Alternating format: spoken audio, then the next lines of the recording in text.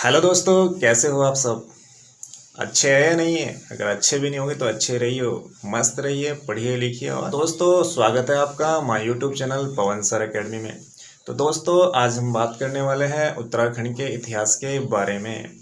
जैसे कि आप सभी को पता है, आने वाले टाइम में वीडियो के एग्ज़ाम आ रहे हैं, तो उसके लिए आपके लिए लेकर आए हम उत्तराखंड श्री। तो दोस्तों, इसमें हम उत्तराखंड के इतिहास को पूरा डीपली लेके चलेंगे और एक भी क्वेश्चन इससे बाहर नहीं पूछा जाएगा, ऐसे हम उम्मीद करते हैं। तो चलिए दोस्तों, उत्तराखंड के इतिहास से पहले हम बात करते हैं अपने भारत के इतिहास के बारे में, थोड़ी सी जानकारी के बारे में। वैसे हम हिस्ट्री में डीपली पढ़ेंगे अपने भारत के इतिहास के बारे में, लेकिन थोड़ा सा उत्तराखंड के इतिहास से जानने से पहले थोड़ा बात कर लेते हैं हम इतिहास को। तो दोस्तों, भारत का इतिहास है जो, उसको हम 3 भागों में बांट सकते हैं। तो सबसे पहले बात करते हैं हम प्रागैतिहासिक काल के बारे में। तो प्रागैतिहासिक काल दोस्तों किसे कहते हैं? तो प्रागैतिहासिक काल उस काल को कहते हैं जिस काल में मनुष्य कोई लिखित विवरण नहीं मिला हो। जिस काल में मनुष्य कोई लिखित विवरण नहीं मिला हो, उस काल को बोलते हैं हम प्रागैतिहासिक काल। तो जैसे इसको भी हम आगे बांट सकते हैं पाषाण काल में। तो पाषाण काल में भी आगे बांट सकते हैं हम पूरा पाषाण काल में, फिर मध्य पाषाण काल में, फिर नवपाषाण काल में। तो दोस्तों, सबसे पहले जब इंसान था वो एक शिकारी के तौर पे उसने, तो इसी प्रकार दोस्तों पहले इंसान स्थायी निवास में नहीं रहता था। वो कभी यहाँ कभी वहाँ शिकार के लिए, जहाँ उसको शिकार मिलता था वहीं रह जाता था। और उसके बाद धीरे धीरे उसने क्या किया, स्थायी निवास की प्रवृत्ति उसके अंदर आई और एक ही जगह निवास करके रहने लगा। इसी प्रकार उसने सबसे पहले आग का आविष्कार किया और फिर आग का आविष्कार करने के बाद इसका उपयोग कहाँ कहाँ किया जाता है वह सीखा। तो अब बात करते हैं दोस्तों आधि ऐतिहासिक काल के बारे में। तो आधि ऐतिहासिक काल यानी कि एक ऐसा काल जिसमें मनुष्य का लिखित विवरण तो मिला है हमें, लेकिन वो पढ़ा नहीं जा सका। लिखित विवरण तो मिला है लेकिन वो पढ़ा नहीं जा सका, उसी काल को कहा है हमने आधि ऐतिहासिक काल। तो जैसे कि हमारी हड़प्पा सभ्यता है, तो लिखित विवरण तो है हमारे पास लेकिन वो पढ़ा नहीं जा सका। और तीसरे नंबर की बात करते हैं ऐतिहासिक काल के बारे में। ऐतिहासिक काल यानी जो दोस्तों पढ़ा जा सका, जो विवरण उपलब्ध भी है और पढ़ा भी जा सकता है, उसी को ऐतिहासिक काल कहते हैं। जो हमारा अभी भी जो वर्तमान चल रहा है वो हमारा ऐतिहासिक काल है। तो चलिए दोस्तों, बात करते हैं उत्तराखंड के इतिहास के बारे में। तो उत्तराखंड का इतिहास दोस्तों हम 3 भागों में बांट सकते हैं। उत्तराखंड का इतिहास 3 भागों में बांट सकते हैं। तो प्रागैतिहासिक काल, आधि ऐतिहासिक काल और ऐतिहासिक काल। तो प्रागैतिहासिक काल जैसे कि अभी बताया मैंने, तो जिसमें मनुष्य का कोई भी लिखित विवरण हमारे पास नहीं मिला हो, वो कहलाता है प्रागैतिहासिक काल। तो प्रागैतिहासिक काल के बारे में दोस्तों बात करते हैं, तो हमें प्रागैतिहासिक काल के बारे में उत्तराखंड में कहाँ से जानकारियाँ मिलती हैं। तो कुछ स्थल है जो खोजे गए हैं जो प्रागैतिहासिक कालीन है, तो वहाँ से जानकारी मिलती है। तो जैसे हमारा लाखू गुफा है जो कि अल्मोड़ा में पड़ता है। लोहेथाप अल्मोड़ा में पड़ता है, ये भी हमारे प्रागैतिहासिक काल स्थल है। पेटसाल ये भी अल्मोड़ा में पड़ता है। फड़कानोली अल्मोड़ा में पड़ता है। मलारी गांव चमोली में पड़ता है दोस्तों। किमनी गांव ये भी चमोली में पड़ता है। ग्वारफा गुफा ये भी चमोली में पड़ती है। फलसीमा की बात करें दोस्तों, अल्मोड़ा में पड़ता है। बनकोट जो कि पिथौरागढ़ में है। ओडली जो कि उत्तरकाशी में है। तो ये सभी दोस्तों प्रागैतिहासिक काल स्थल है जहाँ से हमें प्रागैतिहासिक काल के बारे में जानकारी मिलती है। अब दोस्तों बात करते हैं आधि ऐतिहासिक काल के बारे में। आधि ऐतिहासिक काल के बारे में, तो दोस्तों हमारा जो उत्तराखंड का इतिहास है, यहाँ पे ऐसी कोई सभ्यता नहीं पाई गई है जिसका इतिहास हमारे पास लिखित में हो और हमारे पास पढ़ा ना जा सका, यानी लिखित में विवरण हो हमारे पास वो पढ़ा ना जा सके। तो इसलिए इसके अभाव में हमारे यहाँ जो आधि ऐतिहासिक काल के स्रोत है वो हमारे पौराणिक ग्रंथ है। तो जैसे ऋग्वेद हमारा, ऐतरेय ब्राह्मण है, स्कंद पुराण, बौद्ध साहित्य और शिलालेख। तो इन सभी ग्रंथों से हमें क्या जानकारी मिलती है, हमारे उत्तराखंड के आधि ऐतिहासिक काल के बारे में जानकारी मिलती है। अब बात करते हैं दोस्तों ऐतिहासिक काल के बारे में। तो ऐतिहासिक काल जैसे हमारे यहाँ कुलीन शासक रहे हैं, कार्तिकेयपुर राजवंश रहा है, यहाँ से जानकारी मिलती है। चंद शासकों ने यहाँ पे राज किया है, वहाँ से जानकारी मिलती है। कुछ पंवार शासकों ने यहाँ पे राज किया है, वहाँ से जानकारी मिलती है। उसके बाद गोरखा शासन आया और इसके बाद ब्रिटिश शासन, और वर्तमान में जो हमारा चल रहा है। तो दोस्तों ये था उत्तराखंड का इतिहास को हमने 3 भागों में बांटा है, प्रागैतिहासिक काल, आधि ऐतिहासिक काल और ऐतिहासिक काल। अब दोस्तों अब डीपली पढ़ते हैं प्रागैतिहासिक काल के बारे में। तो दोस्तों, जिस प्रकार कनिंघम को हमारे भारतीय पुरातत्व विभाग का जनक कहा जाता है, इसी प्रकार हमारे उत्तराखंड पुरातत्व विभाग का जनक हैनवुड को कहा जाता है। हैनवुड को कहा जाता है क्योंकि उन्होंने ही सबसे पहले 1856 में देवीधुरा से पुरापाषाण कालीन अवशेषों की खोज की थी। पुरापाषाण कालीन अवशेषों की खोज की थी। और अभी दोस्तों जो ग्रुप सी का एग्जाम हुआ, इसमें क्वेश्चन पूछा गया था कि देवीधुरा से पुरापाषाण कालीन साक्ष्य की खोज किसने की थी, तो वो की थी हैनवुड ने। और साथ ही ये भी क्वेश्चन पूछा गया था कि भारतीय पुरातत्व विभाग के जनक किसे कहा जाता है, तो कनिंघम को। तो ये भी क्वेश्चन दोस्तों पूछा गया था। अब बात करते हैं प्रागैतिहासिक काल के बारे में। तो दोस्तों अभी मैंने बताया भारतीय पुरातत्व विभाग का जो जनक है वो हैनवुड को कहा जाता है। इन्होंने देवीधुरा जो कि चंपावत में है से महापाषाण काल पुरावशेषों की खोज की थी, जो अभी क्वेश्चन ग्रुप सी में पूछा गया है। तो अब बात करते हैं दोस्तों, जो ये स्थल हमने पढ़े इनको डीपली, इनको कहाँ से क्या क्या मिला है हमें। तो अगर बात करते हैं हम अल्मोड़ा, तो अल्मोड़ा से दोस्तों कौन कौन से स्थल मिले हैं, तो अल्मोड़ा से मिले हैं हम लाखू गुफा में। अल्मोड़ा से लाखू गुफा मिली है, जिसे लाखू उडियार के नाम से भी जाना जाता है। तो दोस्तों ये अल्मोड़ा में एक जगह पड़ती है बड़ा छीना, अल्मोड़ा में एक जगह पड़ती है बाड़े छीना, तो वहाँ से लाखू गुफा हमें मिली है। इसकी खोज का श्रेय अगर कहते हैं तो डॉक्टर MP जोशी को जाता है, जिन्होंने 1968 में इसकी खोज की थी। अगर बात करें दोस्तों, तो ये कौन सी नदी के तट पे है, तो ये सोयाल नदी के तट पे स्थित है। सोयाल नदी के तट पे स्थित है। और यहाँ से क्या क्या मिला है, तो दोस्तों यहाँ से मिला है मानव तथा पशुओं के रंगीन शैल चित्र मिले हैं। तो मानव तथा पशुओं के रंगीन शैल चित्र अगर पूछा जाता है कहाँ से मिले, तो मिला है लाखू गुफा से, जो कि अल्मोड़ा में है। और दोस्तों इन शैल चित्रों में 3 प्रकार के रंगों का प्रयोग किया गया है। तो इन शैल चित्रों में 3 प्रकार के रंगों का प्रयोग किया गया है। और दोस्तों अगर बात करें, ये क्वेश्चन पूछ सकते हैं कि किस गुफा के शैल चित्र को या किस स्थल के शैल चित्र की तुलना भीमबेटका, तो दोस्तों ये भीमबेटका है,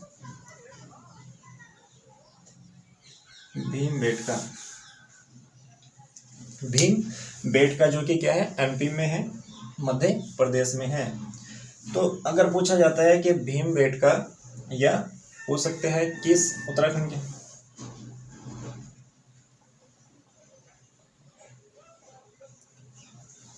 तो अगर दोस्तों पूछा जाता है कि उत्तराखंड के, तो अगर दोस्तों पूछा जाता है कि उत्तराखंड के किस स्थल की तुलना या किस स्थल के शैल चित्रों की तुलना भीमबेटका के चित्रों से की जाती है, जो कि मध्य प्रदेश में, तो दोस्तों इसी लाखू गुफा के शैल चित्रों की तुलना भीमबेटका जो कि मध्य प्रदेश में है के चित्रों से की जाती है। और दोस्तों बात करें तो इसी लाखू गुफा में नागफणी के आकार का एक शिलाश्रय भी है। तो नागफणी के आकार का शिलाश्रय अगर पूछा था कहाँ है, तो है लाखू गुफा। और दोस्तों यहाँ से क्या मिले हैं, समूह में नृत्य करती मंडली के मानव चित्र मिले हैं। जो समूह में नृत्य करती मंडली है उनके क्या मिले हैं, मानव चित्र मिले हैं। अब बात करते हैं दोस्तों नेक्स्ट लोहेथाप के बारे में। तो लोहेथाप ये भी जो कि अल्मोड़ा में है। तो यहाँ से क्या मिले हैं दोस्तों, लाल रंग से चित्रित 3 शैलाश्रय मिले हैं। तो लाल रंग से चित्रित कितने, 3 शैलाश्रय मिले हैं। तो पूछता है लाल रंगों का प्रयोग किस स्थल में किया गया, तो लोहेथाप में इसके शैलाश्रय मिले हैं जो लाल रंग के मिले हैं। और साथ ही दोस्तों यहाँ पे शिकार करते मानव, यहाँ पे मिले हैं शिकार करते मानव के चित्र भी मिले हैं। और साथ ही दोस्तों हाथों में हाथ डालकर नृत्य करते मानव भी मिले हैं। अगर पूछा जाता है हाथों में हाथ डाल नृत्य करते मानव के चित्र कहाँ से प्राप्त हुए, तो प्राप्त हुए लोहेथाप। अब बात करते हैं दोस्तों पेटसाल के बारे में। तो पेटसाल ये भी क्वेश्चन पूछा गया है, लाखू गुफा वाला ये भी क्वेश्चन पूछा गया कई बार, लोहेथाप वाला क्वेश्चन भी पूछा गया। बात करते हैं पेटसाल जो ये भी कई बार ग्रुप सी में पूछा गया है। बात करते हैं दोस्तों पेटसाल जो कि ये भी अल्मोड़ा में है। तो इसकी खोज की थी 1989 में यशोधर मठपाल ने, 1989 में यशोधर मठपाल ने। तो दोस्तों अगर ये बात करें हम इसकी, तो पेटसाल कहाँ है, तो पेटसाल दोस्तों ये अल्मोड़ा में पड़ता है। और साथ ही क्या मिला है यहाँ से, तो यहाँ से मिला है दोस्तों कत्थई रंग की मानव आकृतियाँ। तो अगर आपसे पूछता है कि कत्थई रंग की मानव आकृतियाँ कहाँ से मिली है, कत्थई रंग की मानव आकृतियाँ कहाँ से मिली है, तो मिली है दोस्तों कहाँ पे, पेटसाल से। और साथ ही दोस्तों किस नदी के तट पे, ये भी सोयन नदी के तट पे है, सोयन नदी के तट पे है। अब बात करते हैं दोस्तों फड़का नौली। फड़का नौली, तो फड़का नौली जो कि ये भी अल्मोड़ा में है और इसकी खोज भी यशोधर मठपाल जी ने की थी। दोस्तों यहाँ से क्या मिला है, तो यहाँ से 3 सलासरे मिले हैं, यहाँ से भी 3 सलासरे। तो काली माटी, अब बात करते हैं काली माटी तथा मल्ला पैनाली। काली माटी तथा मल्ला पैनाली, तो दोस्तों ये भी अल्मोड़ा में है। और तो यहाँ से क्या मिला है, यहाँ भी क्या मिले हैं, प्रागैतिहासिक कालीन क्या मिले हैं, यहाँ पे शैल चित्र मिले हैं। और इसके बाद करते हैं दोस्तों फल सीमा, जो कि ये भी अल्मोड़ा में है, फल सीमा। तो यहाँ से मिले हैं दोस्तों योग मुद्रा में मानव चित्र, तो योग करते हुए मानव के चित्र मिले हैं। तो अगर पूछता है आपसे योग मुद्रा में या योग करते मानव के चित्र कहाँ से मिले हैं, तो वो मिले हैं दोस्तों अल्मोड़ा से, और जो कि क्या है, फल सीमा एक जगह है वहाँ पे। और साथ ही दोस्तों यहाँ 2 चट्टानें मिली है, 2 चट्टानें मिली है जिनपे कप मार्क्स मिले हैं, कप टाइप के मार्क्स मिले, यानी कप मार्क्स मिले हैं। तो चलिए दोस्तों अब बात करते हैं और किस किस स्थान से प्रागैतिहासिक स्थल मिले हैं। तो बात करते हैं दोस्तों चमोली की, बात करते हैं चमोली से। तो चमोली में दोस्तों एक मिला है मलारी गांव। मलारी गांव, तो मलारी गांव की बात करें दोस्तों, मलारी गांव की, तो यहाँ पे 1983 और 2001, 1983 और 2001, तो 1983 और 2001 में गढ़वाल यूनिवर्सिटी द्वारा यहाँ पे सर्वेक्षण किया गया था। गढ़वाल यूनिवर्सिटी द्वारा यहाँ पे सर्वेक्षण किया गया था। तो यहाँ पे सर्वेक्षण में क्या मिला है, पशु का पूर्ण कंकाल, पशु का पूर्ण कंकाल मिला है दोस्तों यहाँ से। और ये जो पशु का पूर्ण कंकाल मिला है, तो इसकी जो कहा जाता है एक हिमालय पशु जुबू है, तो ये उसी पशु का कंकाल मिला है। अब बात करते हैं दोस्तों यहाँ से और क्या मिला है, तो यहाँ से मिला है 5.2 किलोग्राम सोने का मुखावरण। तो और दोस्तों ये क्वेश्चन कई बार पूछा गया है कि 5.2 किलो का सोने का मुखावरण कहाँ से मिला है, तो 5.2 किलो सोने का मुखावरण यहीं पे मिला है मलारी गांव से।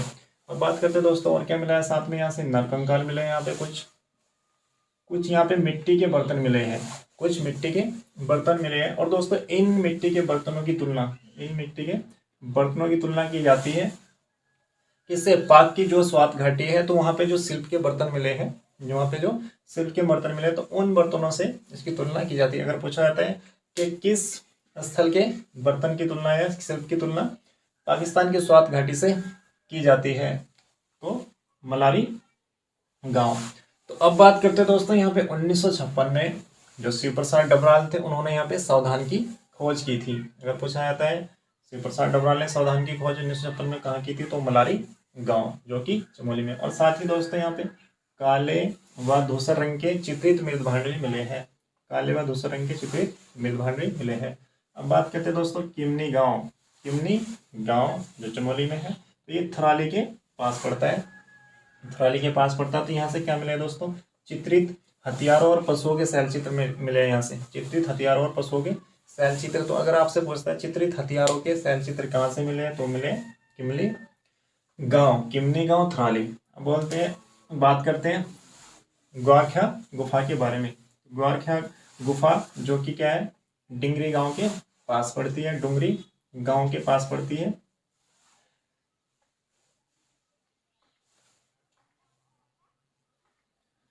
अब बात करते हैं दोस्तों ग्वारखा गुफा के बारे में। ग्वारखा गुफा जो कि डुंगरी गांव पे पास पड़ती है, डुंगरी गांव के पास पड़ती है। तो यहाँ से अगर बात करें, ये अलकनंदा नदी के तट पे पाया गया है ग्वारखा गुफा है, डुंगरी गांव। अगर बात करें दोस्तों यहाँ से क्या मिला, तो मानव भेड़ और बारहसिंगा के यहाँ से 41 रंगीन चित्र मिले हैं। तो 41 रंगीन चित्र कहाँ से मिले हैं, ग्वारखा गुफा से मिले हैं। और जिसमें क्या 8 मानव चित्र हैं, इन 41 चित्रों में 8 क्या है, मानव चित्र है। और साथ में दोस्तों एक और विशेषता मिली है यहाँ पे, तो यहाँ पे क्या मिली है, जो मानव है वो पशुओं को हाँक कर दिखाया गया है। तो कहने का मतलब पशुओं को हाँका देकर भगाना अगर पूछा जाता है, तो कहाँ से ये शैल चित्र मिले हैं, कहाँ से ये चित्र मिले हैं, तो ग्वारखा गुफा। और साथ में अगर दोस्तों इसको अस्तित्व में लाने का, इस गुफा को अस्तित्व में लाने का श्रेय राकेश भट्ट जी को जाता है। बात करते दोस्तों पिथौरागढ़। तो पिथौरागढ़ से क्या क्या मिला हमें, तो पिथौरागढ़ से जो एक स्थान पड़ता है यहाँ पे बनकोट, पिथौरागढ़ में बनकोट पड़ता है। तो यहाँ से 8 ताम्र मानवाकृतियाँ, 8 तांबे की मानवाकृतियाँ मिली है, जो कि राजकीय संग्रहालय अल्मोड़ा में रखी गई है। अल्मोड़ा में रखी पूछता है आपसे 8 मानव जो तांबे की मानवाकृतियाँ वो कहाँ से मिली है, तो मिली है बनकोट। अगर पूछता है ये तांबे की जो क्या आकृतियाँ ये कहाँ पे रखी गई है, तो राजकीय संग्रहालय अल्मोड़ा में। अब बात करते हैं दोस्तों उत्तरकाशी। उत्तरकाशी में स्थल पड़ता है हुडली। हुडली से क्या मिले हैं दोस्तों, जो यहाँ के शैल चित्र मिले हैं जितने भी, तो जितने भी यहाँ के शैल चित्र मिले हैं उनमें नीले रंग का प्रयोग किया है। उनमें नीले, अगर पूछता है नीले रंग का प्रयोग किन शैल चित्रों में किया, तो हुडली। और साथ ही दोस्तों ये यमुना घाटी है जो हमारे उसके आसपास के क्षेत्र में पाई गई है, यमुना घाटी में पाई गई है। तो ये था दोस्तों उत्तराखंड का इतिहास, जिसमें आज हमने पढ़ा है प्रागैतिहासिक काल के बारे में।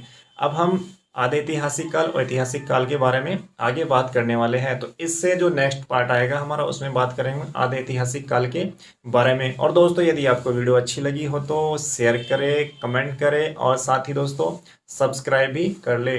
और साथ ही दोस्तों घंटे वाले निशान यानी कि बेल आइकन को जरूर दबा लें, ताकि आपको हमारे डेली अपडेट से रिलेटेड नोटिफिकेशन मिलते रहे। तब तक के लिए दोस्तों जय हिंद, जय भारत।